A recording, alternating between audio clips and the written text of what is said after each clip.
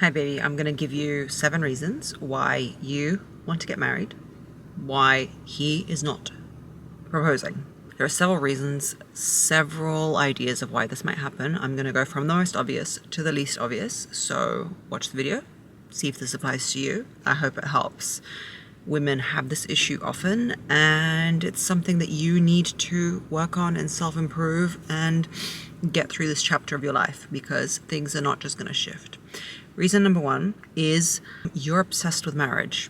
Your apps, your dating profiles, everything about you is functional and built towards and facilitative of this idea that you want to get married. On a date, you expect him to profess his want to get married and how much he wants to get married to you.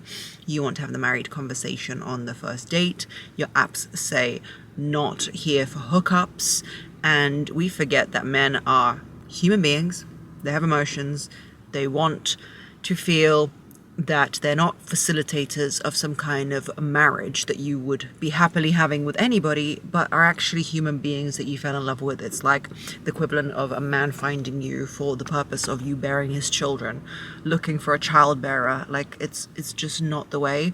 And a lot of people wear it like this badge of an Inspector Gadget looking to get married, and it's just not the way. Second reason is you're his unofficial wife. You live together. You've been living together since uni, since college, whatever time you've been living together. You didn't communicate how much this means to you. You don't want to bring it up. You say it as a joke, but he basically has all the wife functions in you already. By wife functions, I mean you support him throughout his life. You do things for him. You are there for him emotionally and all those things. You guys are basically playing out marriage already, but you want to get married. And he is not doing that, and a partnership like that just does not suit you, and you're wanting to move forward. But he's basically already got a wife. There is no reason for why he should propose to you and move forward with it, because literally, what are the benefits? He does not see benefits from it. He's already got the wife that lives with him. There is really no difference for him if he gets married to you or not. So the thing with this is a straightforward conversation. You make your intentions and feelings clear.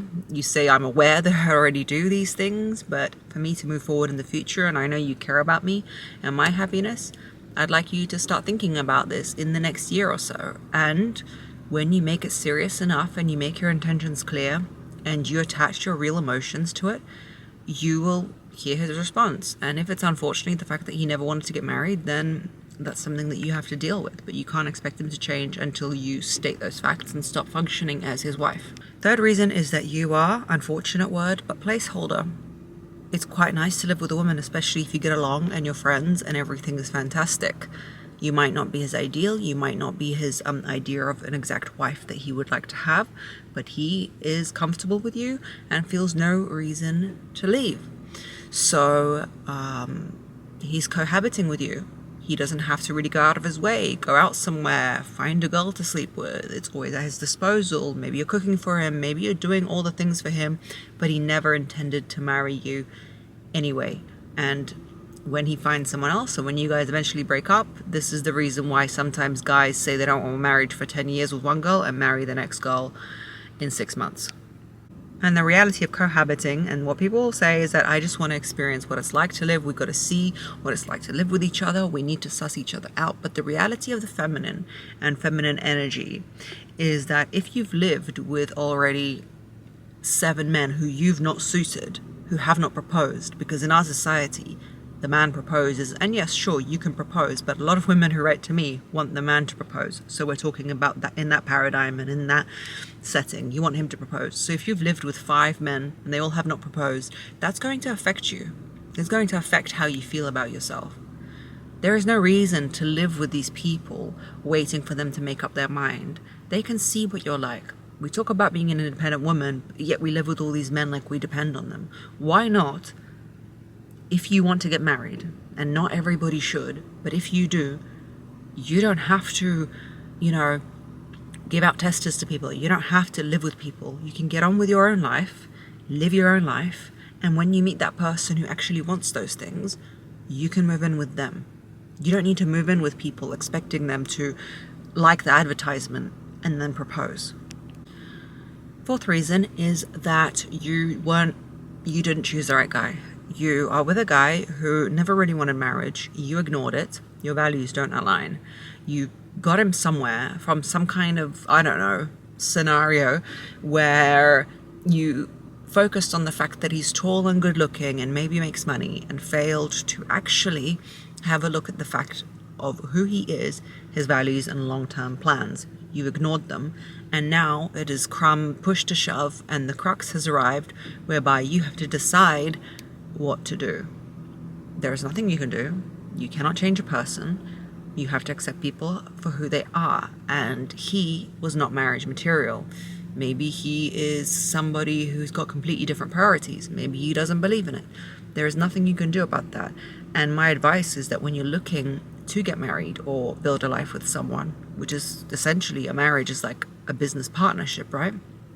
When you're looking to build that with somebody because you love them, you have to ask about their values first. You don't just get in a long-term relationship with them and then hope for marriage. So you could have picked the wrong guy in the first place. Now, don't go into it on a first date. Don't write it on your dating profiles.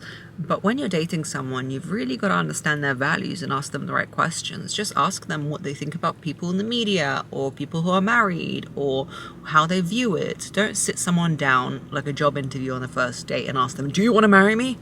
Because it's not about you.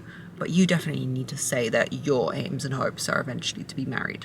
Not to them, just in general. Reason number 5 is that he is already married. Statistically, only 2% of men leave their current wives and marry the woman that they're seeing on the side. It does happen.